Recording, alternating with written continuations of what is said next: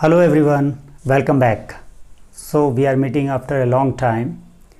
In previous class, when I was discussing the economics as an introduction, I have told you what economics is all about, the different definitions given by various economists, as the founder of economics, or who is known as father of economics, Adam Smith, has given that it is a study of wealth of nation. The important definition which was given by Lionel Robbins, that economics is a science which studies human behavior as a relationship between ends and means which have alternative uses, and means are scarce. So in this way we have been discussed about the economics as far as the various economist point of view is concerned, and above all the definition which was given by Paul A. Samuelson is universally accepted. So this which we have done so far. Now I am here in front of you with the microeconomics as an introduction. It is the course study of class 11th. So now we are moving ahead with the microeconomics, which is which considers under the curriculum of class 11th. So now before we proceed further, as I have written here on the board, that what is an economy? First the question arises, what is an economy? So economy is a system in which people earn their living. In simple word, we can say that in an economic system or in an economy, the people or the consumers or the producer or the economic agents, they earn their living. So in a system in which people earn their living is called as economy. And we know that there are three types of economic system. First, the capitalist economy. The second one is socialist economy, and the third one is mixed economy.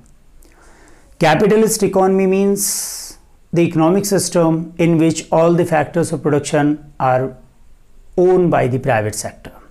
Means the private sector is playing a leading role over there.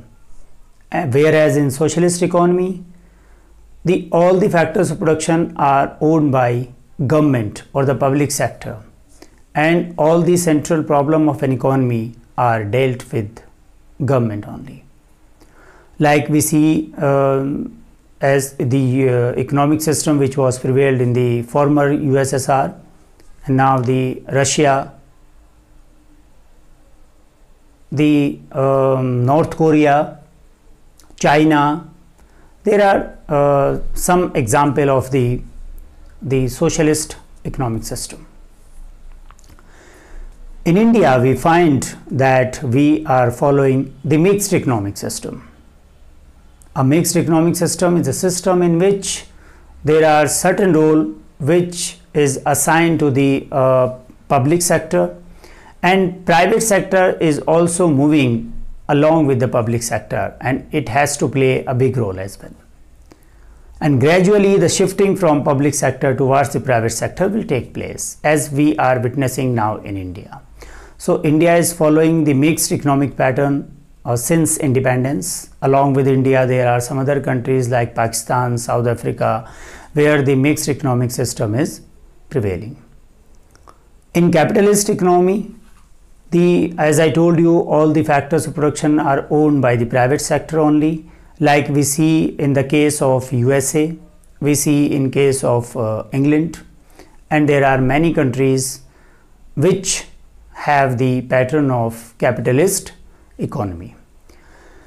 So as I have explained here, that there are mainly three types of economic system. The capitalist, the first one is capitalist, then socialist, and then mixed. So Indian economy is a mixed economy, we can say. Now question arises that what is economic problem? Basically the economic problem relates to the problem of choice. It is a problem of making choice. As Leonel Robbins rightly said, that economics is a science which studies the human behavior as a relationship between ends and scarce means which have their alternative uses. So as the means are scarce and human wants are unlimited, so we have to make a choice, and problem of making a choice is known as economic problem. Okay, now the question arises that why economic problem persist, why it occurs. Okay, so why it occurs? It occurs due to following. The first point is human wants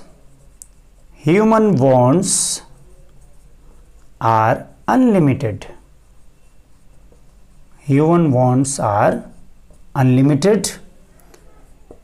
Resources to fulfill these wants are limited. Resources are limited. And resources have their alternative usage. Resources have alternative uses.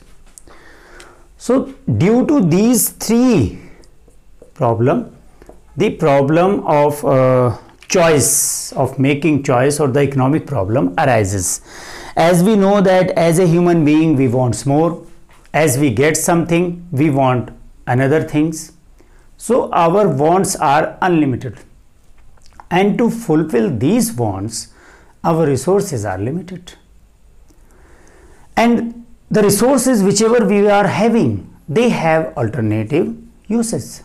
Like for example, suppose we are hungry and we have 50 rupees with us. So with this 50 rupees we have a number of choices, though we have limited amount of as a resource, that is only 50, but we have to make a choice among the given options which are available in the society. Means with these 50 rupees either I can buy a burger, or I can buy a pizza, or I can go for rice with dal, or I can buy some breads. So we have number of options. The resources can be allocated in a number of ways. So we have to make a choice by which I can fulfill my desire to a maximum extent, or I have to take a move by which I will be satisfied more. So this is what the economic problem says, that it is a problem of making a choice. Okay, so I think now you can pause the video to note it down, then I will tell you what microeconomics is all about.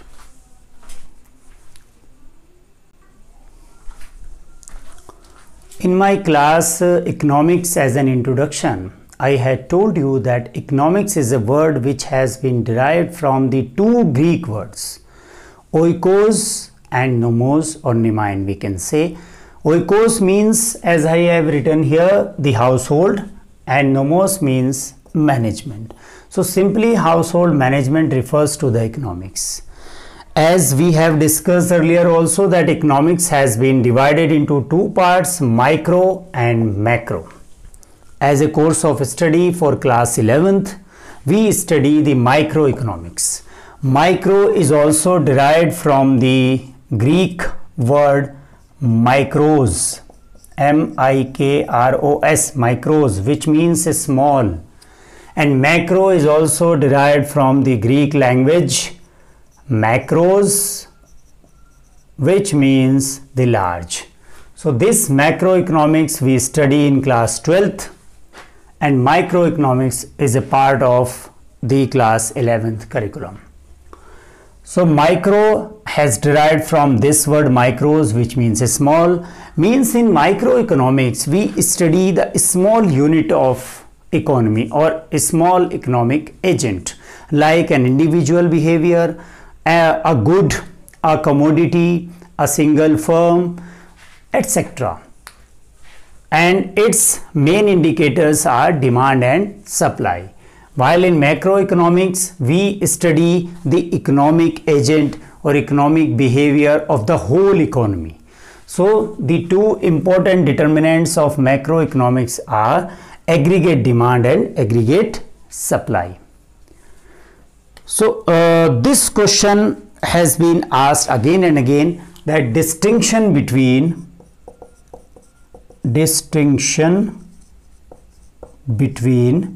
micro and macro. So in first point we may write that micro is a word which is derived from this micros, which means small, and macro is a word which has derived from the macros, which means large. So in microeconomics we study the individual behavior of an economic agent, and in macroeconomics we study the economic behavior of the whole economy. The demand and supply are the two important determinants of microeconomics, while the aggregate demand and aggregate supply are two important determinants in macroeconomics. The example of microeconomics are consumer surplus, producers equilibrium, consumer equilibrium, okay, theory of demand and supply. And in macroeconomics we study the level of output and employment in the economy, the calculation of national income, balance of payments, exchange rate, etc. So these are the course study of under the macroeconomics and microeconomics as well. This is how we can distinguish these two. Now we should try to understand the difference between positive and normative economics. Positive and normative. Positive and normative economics. Now first we should understand what is this positive economics. Positive economics means what is. It tells us about that what is, what the actual facts are. And normative economics tells us what ought to be. What ought to be. So basically it tells us about the economics functions, it tells us about the reality, and it is suggestive in nature. It is suggestive. Okay, as we are dealing with the ideal part, or we are dealing with that what ought to be, and here we are dealing that how the economic functions, economic mechanisms functions, or how they are, and here it is suggestive in nature. Here we deal that whether they are desirable or not. So this is what the difference between positive and normative economics is all about. I think you can pause the video to note it down, then I will tell you something more. So learners, now we are moving ahead towards the central problem of an economy. As we have discussed in the beginning of the class, that economy is a system in which people earn their living. So what kind of central problem it has to face? These central problems are being faced by each and every economy, whether it is so much rich like the USA, the German economy as well. They have to face these central problems because the scarcity of resources persists everywhere. Even the country is so rich, but resources are scarce there. That is why Lionel Robbins said that it is the science which studies the human behavior as a relationship between ends and scarce means, which have their alternative usage. So first problem persists, which is known as what to produce. Well, the central problem arises due to the allocation of resources. Resources are scarce, that is why they have the problem in their allocation. If resources have no alternative uses, then there will not be any problem for allocation. So we have to allocate in a best way. So first problem which the economy has to face, or which can be termed under the central problem, is what to produce. What to produce means the economy should choose either from the consumption goods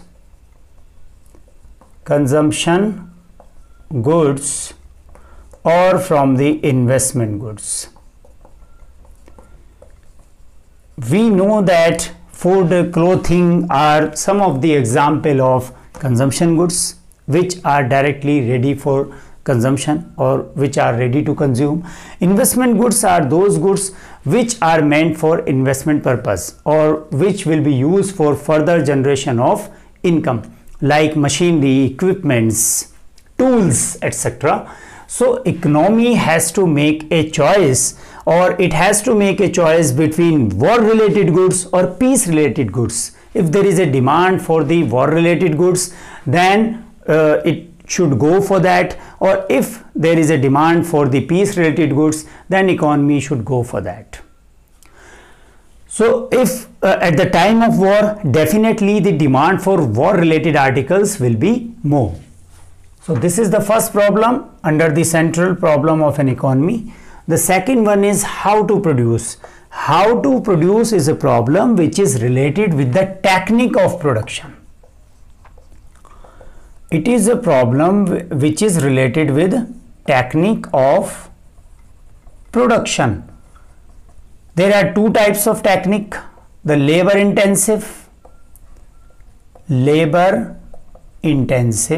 in which more labor is required in comparison to capital or machinery, we can say, and second one is capital intensive. Capital intensive is a technique in which more capital goods are required, like machinery and tools are required in comparison to labor. A country like India will go for labor intensive technique because we have labor in abundance quantity. And a country like America, Canada will go for the capital intensive technique. So this is the second problem which economy has to face, that how to produce or which technique of production will apply. The third one is for whom to produce. The goods, the final goods and services which have been produced, now they will have to be distributed among the consumers or the buyers. So basically this is the problem which is related with distribution of income. So people will buy the goods, people will buy the articles only if they will possess certain incomes, because income give them or income provides them the purchasing power. If they will have the purchasing power, then only they will go to buy the goods which have been produced within the economy.